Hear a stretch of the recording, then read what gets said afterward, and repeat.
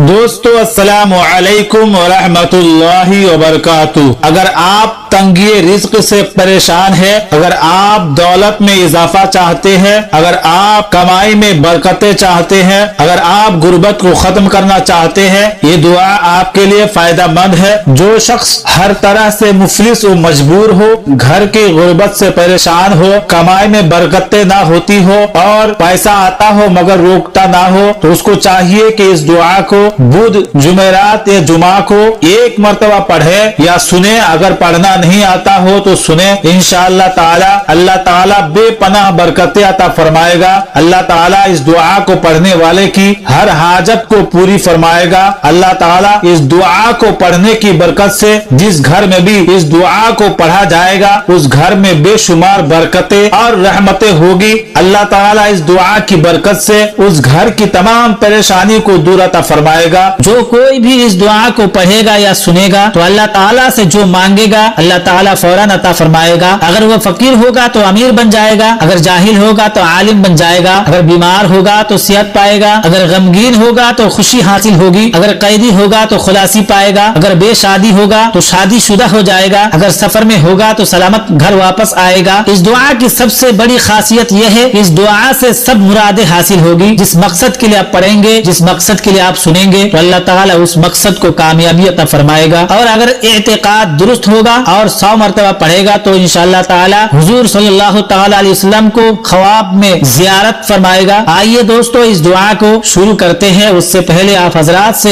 एक छोटी सी गुजारिश है, अगर आप हजरात इस वीडियो को देख रहे हैं तो पूरे मुकम्मल वीडियो को देखें और अगर वीडियो पसंद आए तो जरूर लाइक करें और अपने दोस्तों के साथ इस दुआ को जरूर शेयर करें। और चैनल पर पहली बार आए हैं तो चैनल को जरूर सब्सक्राइब करें। मौला ताला से दुआ करता हूँ, मौला ताला जितने लोगों ने इस दुआ को सुना है, मौला ताला जितने लोगों ने इस दुआ को पढ़ा है उन सब की तो परेशानियों को दूर अता फरमा, उन सब के घरों से सरू से बलाएं आफतें दूर अता फरमा, उन सब के कारोबार में, कमाई में, रोजी रोजगार में बेपनाह बरकतों का नुज़ूल अता फरमाया। आमीन अल्लाहुम्मा आमीन। हो सके तो कमेंट बॉक्स में आमीन जरूर लिखें, क्या पता किसकी जुबान से निकला हुआ आमीन कब कबूल हो जाए। आइए दोस्तों इस दुआ को शुरू करते हैं। आप हजरात यकीन के साथ इस दुआ को सुने। अऊज़ु बिल्लाहि मिनश शैतानिर रजीम।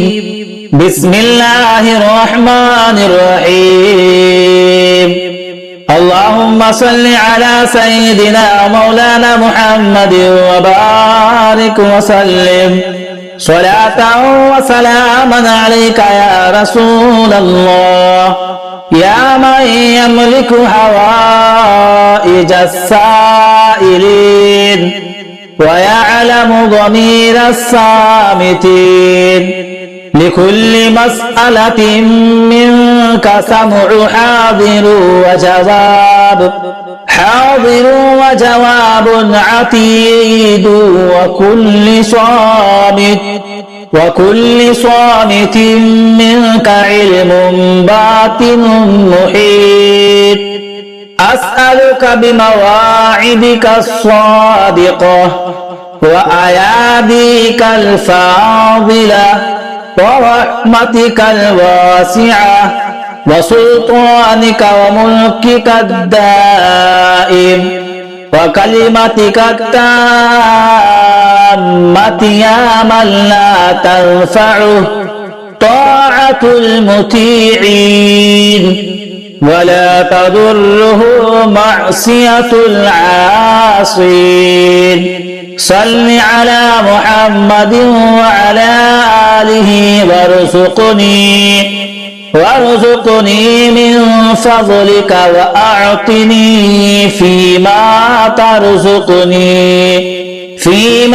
तर्ज़ुक़निल आफ़िया बिरहमतिका या अरहमर राहिमीन। कुलिल्लाहुम्मा मालिकल मुल्कि तु'तिल मुल्का मन तशा' व तंज़ि'ुल मुल्का मिम्मन तशा' व तु'इज़्ज़ु मन तशा' व तुज़िल्लु मन तशा' बियदिकल खैर इन्नका अला कुल्ली शैइन क़दीर। तूलिजुल लैला फिन्नहारि व तूलिजुन नहारा फिल लैल وتخرج الحي من الميت وتخرج الميت من الحي وترزق من تشاء بغير حساب اللهم لا طاقة ولا صبر له على البلاء ولا قوة له على الفقر والفاقة اللهم صل على محمد وعلى آل محمد ولا تخطر على فلان ابن فلان رزقك ولا تقتر عليه سعة ما عندك ولا تحرمه فضلك ولا تحسبه من جزيل قسمك ولا تكله إلى خلقك ولا إلى نفسه فيعجز عنها ويضعف عن القيام فيما يصلحه ما قبله بل تفرد بلم شعفه وتولى كفايته وانظر إليه في جميع الأمور لأنك إن وكلته إلى خلقك لم ينفعوه وإن ألجأته إلى أقربائه حرموه وإن أعطوا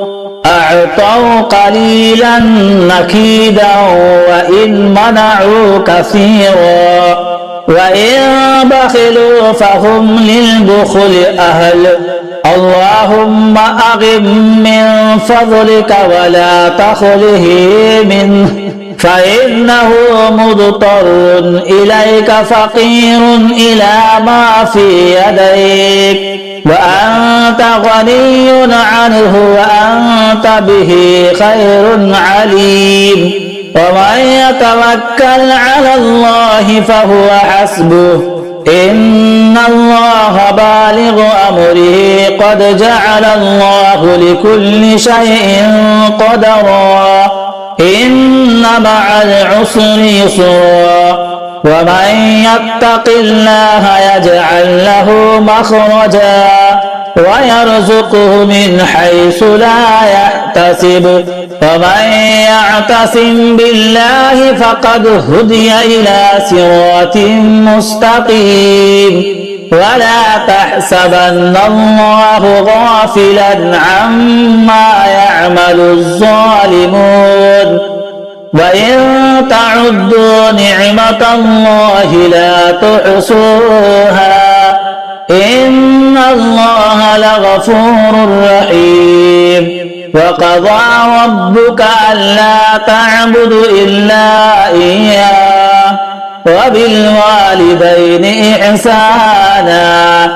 تنزيل ممن خلق الأرض والسماوات العلى الرحمن على العرش استوى ذلك تقدير العزيز العليم ثم استوى إلى السماء وهي دخان فقال لها وللأرض ائتيا طوعا أو كرها قالتا أتينا طائعين ألا إلى الله تصير الأمور ومن يتق الله يجعل له مخرجا ويرزقه من حيث لا يحتسب ومن يتوكل على الله فهو حسبه إن الله بالغ أمره